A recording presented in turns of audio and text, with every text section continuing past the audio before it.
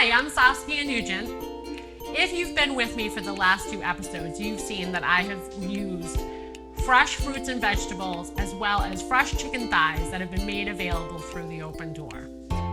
Today I'm going to be utilizing the fresh peaches, plums, and Braeburn apples that I will be serving with Greek yogurt and honey.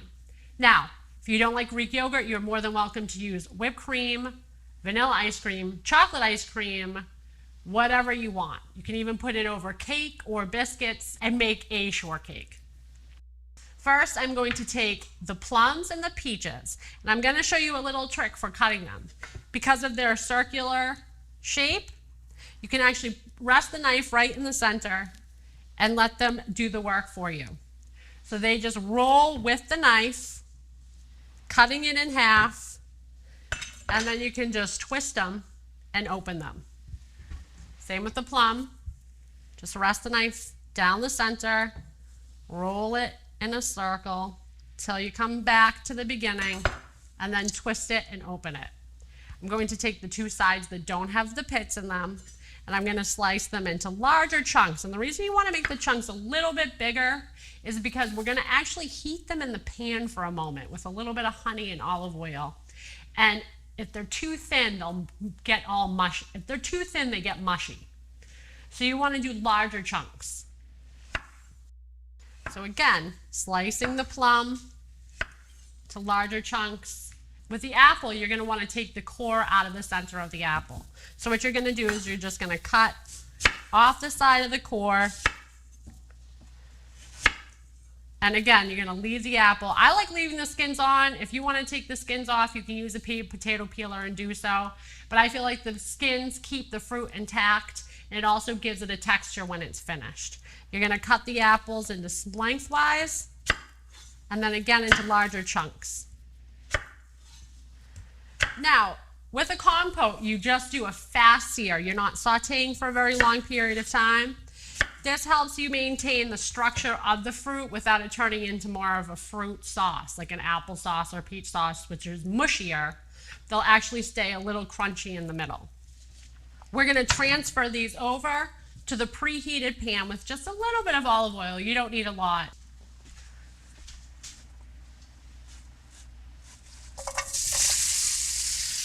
Once the fruit has been added to the pan, all I'm going to do is I'm going to just move it around a little bit so it gets coated in oil. This keeps it from sticking. I'm going to add honey.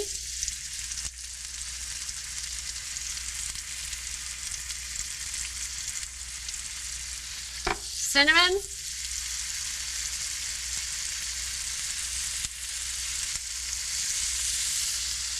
And I'm going to, once the fruit is fully coated in the honey and cinnamon, I'm going to add just a little bit of orange juice. Again, keeping my arm at length from the pan as it heats up so my arm doesn't get splattered. Again, just moving the fruit gently around in the pan.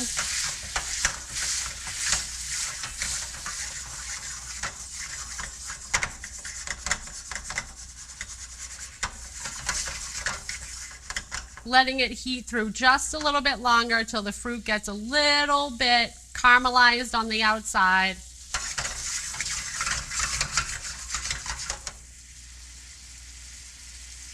And then at this point, I'm going to transfer it over and serve it